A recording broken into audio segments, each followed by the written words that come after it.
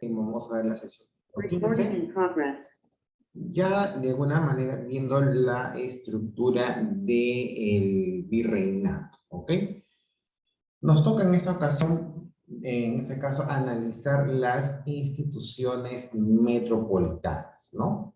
Una vez consolidado el proceso de conquista y el asentamiento del español en el territorio andino, pues era necesario crear autoridades, o sea, instituciones que permitieran a la corona española ejercer un control eficaz sobre los nuevos reinos anexados. Para cumplir este objetivo se crearon dos tipos de autoridades. Primero, las autoridades metropolitanas o centrales, que estaban en España, y las autoridades locales o virreinales, que estaban en América. En cuanto a las autoridades metropolitanas o también llamadas centrales,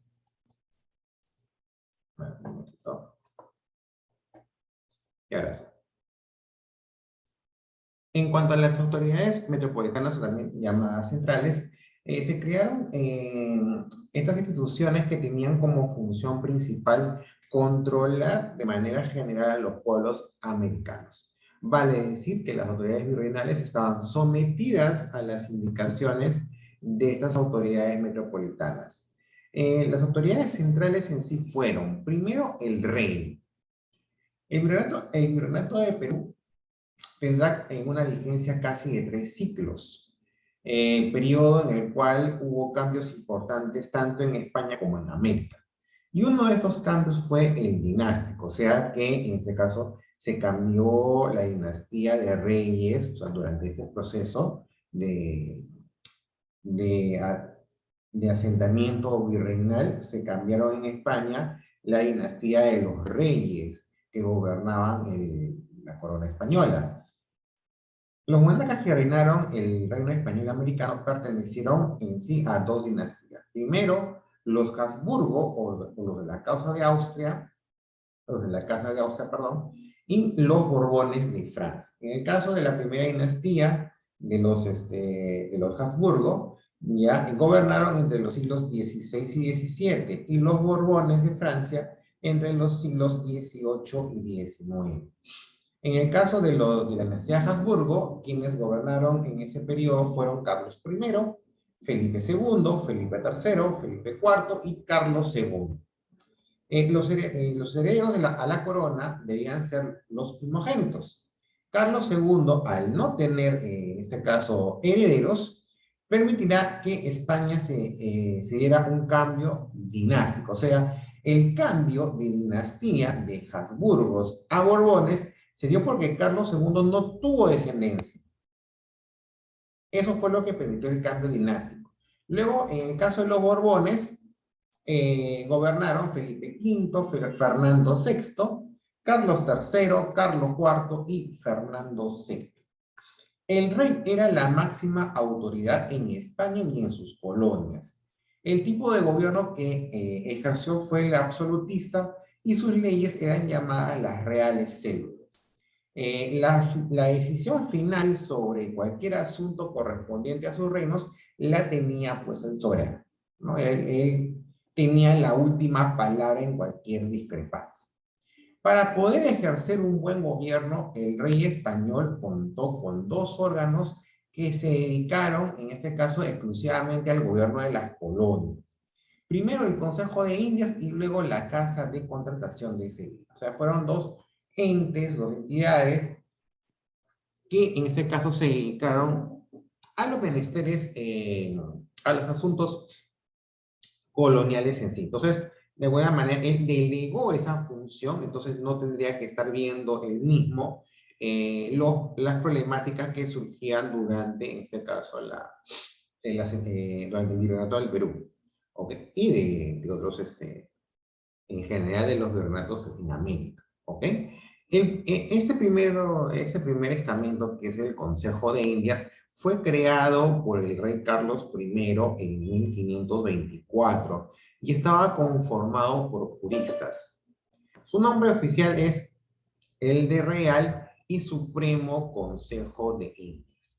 Esta institución era la más alta autoridad en la América española después del rey.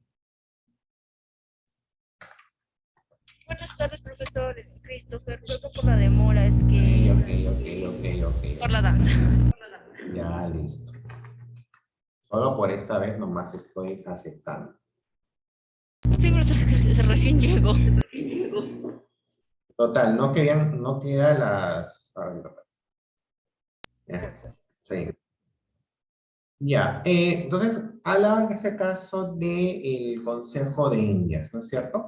Ya, entonces les decía, ok, les decía en este caso, eh, que fue una institución creada por el rey Carlos I, ¿no? En 1524, y estaba conformado por juristas. El nombre real de esta institución era Real y Supremo Consejo de Indias. Esta institución era la más alta autoridad en la América española después del rey. Sus miembros, los consejeros, eran hombres distinguidos por sus servicios y estaba conformado por un presidente y varios consejeros. Estos asesoraban al rey en el gobierno de las colonias, ¿no? Eran como una especie de consejeros, ¿no? Entonces, ellos se alimentaban de toda la información y en este caso sugerían al rey ciertas decisiones, ya que como sabemos, el rey no veía directamente asuntos coloniales. Por eso es que delegó la función al Consejo de Indias. ¿Cuáles eran las funciones del Consejo de Indias? En cuanto a las funciones legislativas, elaboraba leyes para las colonias, las cuales debían ser aprobadas por el rey. Las leyes para las colonias son llamadas leyes de Indias, que luego se editarían bajo el título de Recopilación de Leyes de Indias en Madrid en 1681. En cuanto a las funciones políticas, establecía límites del territorio, proponía nombres al rey para asumir cargos de virrey, corregidor o intendente. Supervisaba la conducta de los funcionarios mediante mecanismos de control como las visitas o los juicios de residencia. En cuanto a las funciones judiciales, funcionaba como el más alto tribunal de justicia en lo penal y en lo civil para asuntos de la colonia. Solo ante el rey se podía apelar un fallo del consejo y este solo era en casos excepcionales. En cuanto a sus funciones eclesiásticas, se encargó de dar autorización a la publicación de documentos pontificios y del cobro y la distribución del diezmo, que era en este caso el impuesto que beneficiaba a la iglesia. En cuanto a las funciones financieras, establecía los impuestos que se cobraba en las colonias y de la misma manera organizaba la forma de cobro. En cuanto a la Casa de Contratación de Sevilla, fue creada en el año 1503 con el propósito de reglamentar, fomentar el comercio entre España y sus colonias y de controlar el ingreso y salida de personas de las Américas. Su sede fue en Sevilla, por eso el nombre de la Casa de Contratación de Sevilla, cuyo puesto era el único puerto autorizado por la corona para el tráfico marítimo con América. En cuanto a sus funciones, tenemos funciones aduaneras. Gravó con diversos impuestos a las mercancías exportadas e importadas. Recaudaba el impuesto del quinto real y perseguía el contrabando, ¿no? Que es en este caso el introducir mercaderías que no eran producidas ni en España ni en sus colonias sin pagar los impuestos respectivos. También se cobraba el impuesto llamado avería, que es el tiempo de permanencia en el puerto. En cuanto a sus funciones judiciales, fue el Tribunal de Justicia en asuntos de comercio y de navegación. Daba fallos en pleitos entre comerciantes y marineros. E incluso contaba con cárceles. El fallo solo podía ser apelado ante el Consejo de Indias. En cuanto a sus funciones académicas, funcionó como la Academia Náutica. Dictaba cursos sobre marina mercante y terminó llamándose la Universidad de Marianas. Su máxima autoridad era el piloto mayor de Indias, quien tenía el padrón real o el mapamundi más completo que existía en España. ¿Cómo era en este caso, el control a las autoridades virreinales? Ya había mencionado de que el Consejo de Indias, en una de sus funciones administrativas, era en este caso, o perdón, mejor dicho, políticas, era la supervisión de las funciones tanto de virrey, de corregidor o de intendente. Entonces, ¿cómo fueron en este caso los controles? Les decía que había dos tipos de controles. La corona, en este caso, lo supervisó mediante las visitas o, en este caso, mediante los juicios de residencia. ¿Qué eran las visitas? Las visitas eran inspecciones, o sea, iba un agente enviado por la propia corona para realizar inspecciones en este caso, al territorio que gobernaba un virrey, ¿no? Este visitador, por eso del nombre las visitas, era elegido por el Consejo de Indias. Tenía una función de investigar cualquier acto de corrupción por parte de un funcionario virreinal. Las visitas podían ser de dos tipos, las específicas cuando se aplicaba a una provincia por sus continuas quejas o de manera general cuando se aplicaba a todo el virreinato y a sus autoridades. En cuanto a los juicios de residencia, eran procesos a los que eran sometidos los funcionarios públicos, en especial los virreyes. Podían presentarse denuncias contra un funcionario y este tenía el derecho de defenderse antes de ser juzgado. ¿Ok? Vamos a ver un poquito más sobre la casa de contratación de Sevilla. Además de tener una importancia administrativa, la casa de contratación pasó a ser una importante escuela de geografía, de cartografía y náutica. Los pilotos que regresaban de sus viajes estaban obligados a compartir sus experiencias de navegación, lo que permitió contar con un vasto archivo de informes con datos náuticos. Contaba con cátedras de cosmografía, de hidrografía, de matemáticas y artillería. También contribuyó con una escuela de marina en la que se formaban los pilotos de las flotas mercantes y militares españolas. La escuela estaba a cargo del piloto mayor de las Indias. Otra función de la Casa de Contratación de Sevilla fue vigilar la migración. Desde un principio, los reyes españoles reglamentaron los viajes de sus súbditos hacia el Nuevo Mundo.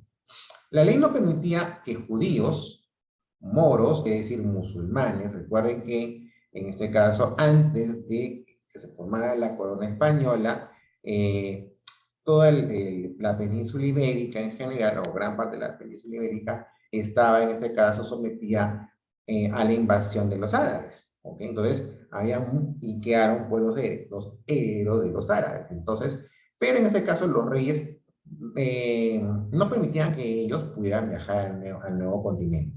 Y hombres procesados por la Inquisición viajaran a América. Mediante esa legislación se buscaba mantener la pureza del catolicismo en sus nuevos reinos. Pero a pesar de este cuidado, muchos lograron su verdadero lograron ocultar su verdadero origen al comprar autorizaciones falsas o entraron de contrabando bajo la protección de una persona poderosa. ¿Qué quiere decir esto? Que en este caso, lo que querían los reyes católicos era simplemente impedir que este grupo de personas que quedaron, en este caso que estaban todavía en la corona española pudieran llegar a América. ¿Por qué? Porque en este caso, si llegaban a América, pues los colonos, los nativos, iban en este caso a conocer las prácticas de ellos, ¿no? En este caso, los judíos son muy conocidos por sus habilidades comerciales. En el caso de los moros, tenían una rica tradición, no solamente religiosa, sino también, en este caso, comercial. Entonces, ellos lo que querían era evitar ese contacto para que en este caso los indígenas no conocieran otro tipo cultura, ya sea en el ámbito espiritual, porque recordemos en este caso que los musulmanes tienen muy arraigado que la religión musulmana, el Islam. Entonces, se quería evitar ello. Por eso es que en este caso fueron un poco muy, o en todo caso fueron muy,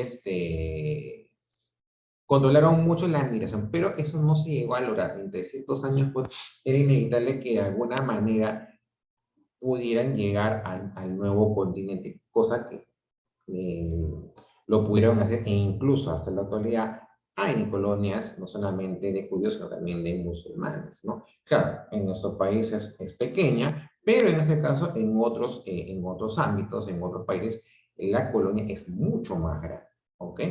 Entonces, lo que tenemos que, como resumen, ¿no? En cuanto a las instituciones metropolitanas, tenemos que tener en cuenta, ¿no? Que fueron tres. Primero, el rey como soberano de la corona española era la máxima autoridad, ¿no?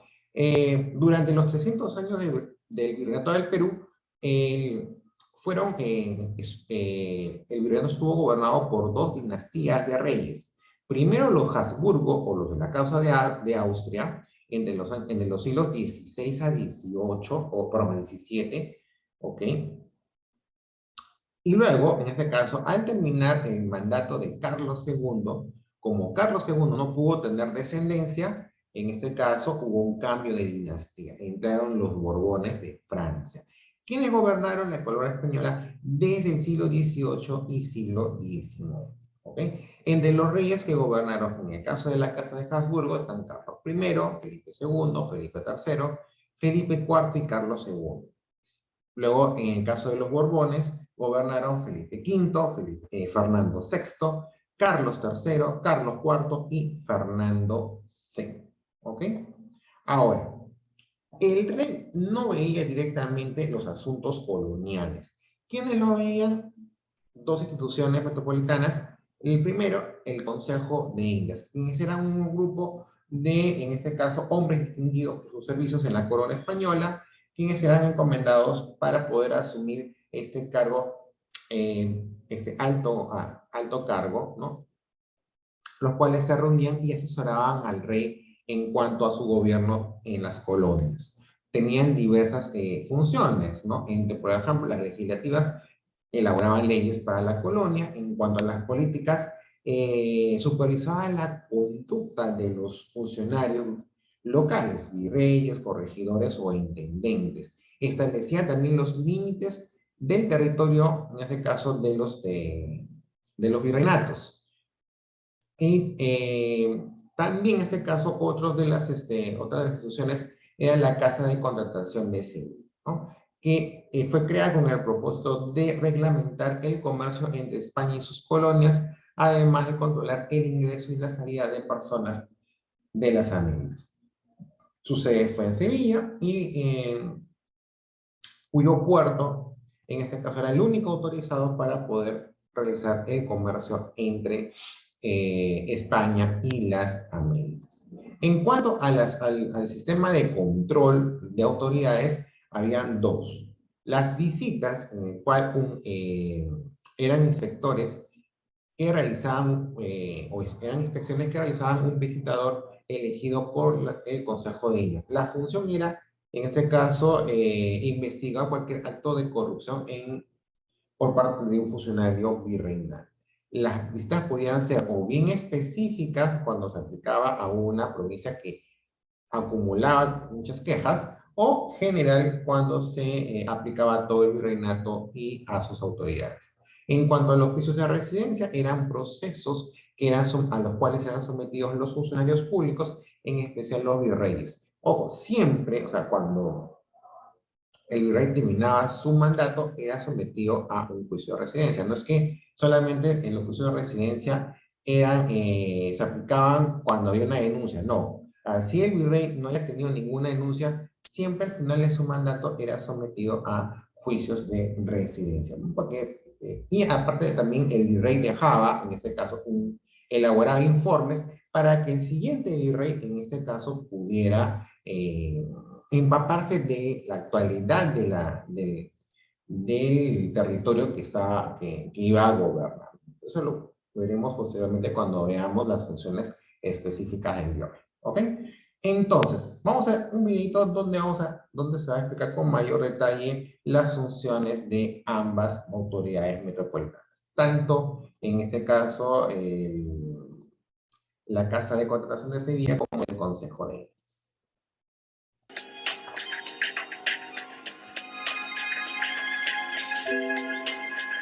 La Real Audiencia y el Consejo de Indias.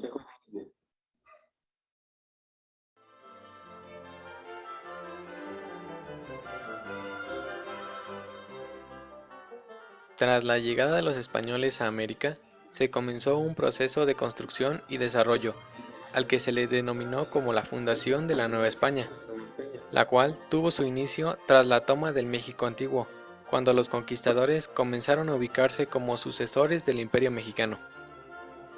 Inmediatamente después, nace la Nueva España, como una calca del imperio indígena, en cuanto a su estructura funcional, simplemente haciendo diversos cambios en su forma de vida, como la cancelación de los sacrificios, la imposición de caciques para controlar los poblados y la asignación de encomiendas por parte de Cortés, con la intención de mantener bajo control el sistema social en desarrollo y darles a los encomenderos la obligación de evangelizar a los indios.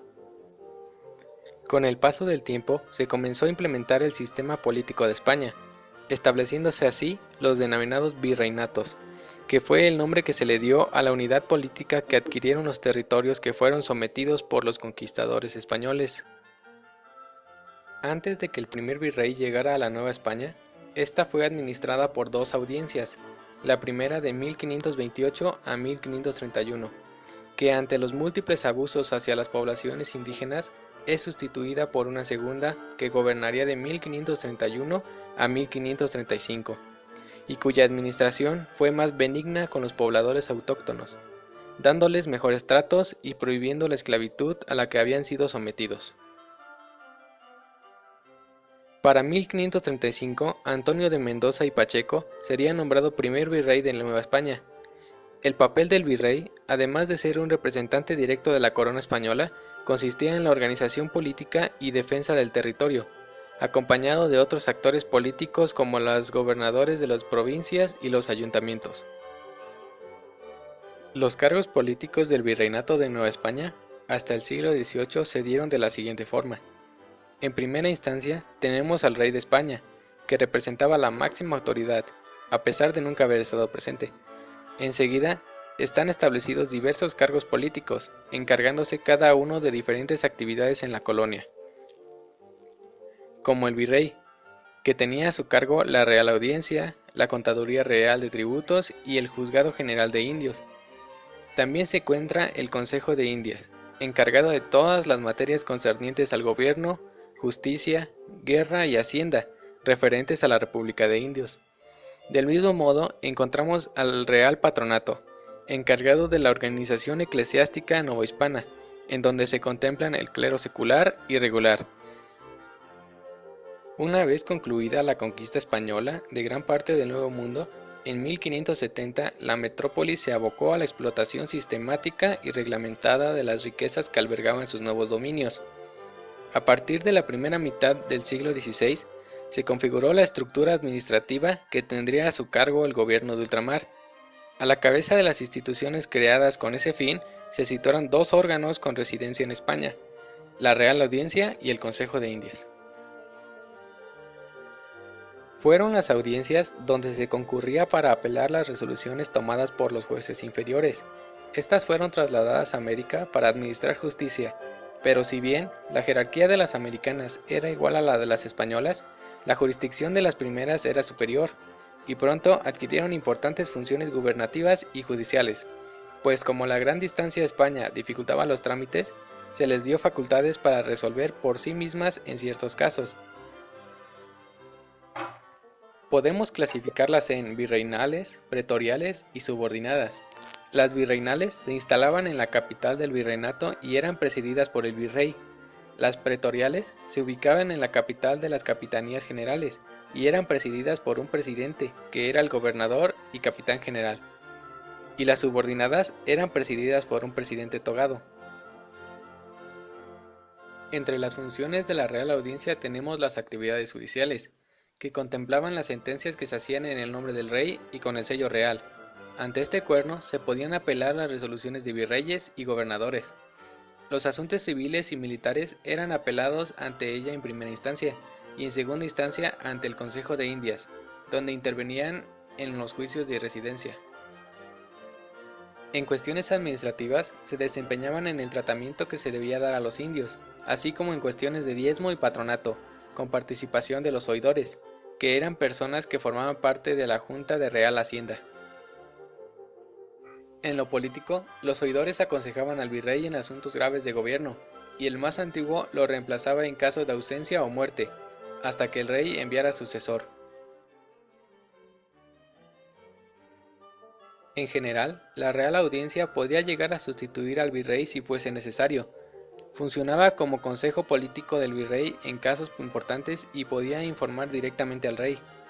Ejercía una especie de representación del Consejo de Indias y entre sus funciones se contaba la de proteger a los indios. Era tribunal local de mayor jerarquía y atendía a las apelaciones sobre las sentencias de los tribunales inferiores. En juicios civiles importantes, sus sentencias podían ser apeladas ante el Consejo de Indias. El Real Consejo de Indias se crea por medio de la Real Cédula el 14 de septiembre de 1519, que era un documento con fuerza de mandato firmado por el monarca, mediante el cual se otorgaban gracias, mercedes o provincias, y se reconocían deudas u otras obligaciones. Durante el reinado de Carlos I, posteriormente, el 1 de agosto de 1524, este se organizó con carácter independiente. Sus funciones se extienden a todo lo relativo al gobierno, la administración, la justicia, la guerra y la religión, considerándose siempre como instancia suprema. En materia de justicia, el Consejo actúa como un tribunal, tanto en lo civil como en lo criminal y en lo militar. Le incumben las disposiciones de las armadas, que protegen las flotas, así como defensa y fortificación de las costas americanas. El Consejo no tuvo en sus primeros tiempos una residencia fija, y generalmente seguía a la corte en sus desplazamientos.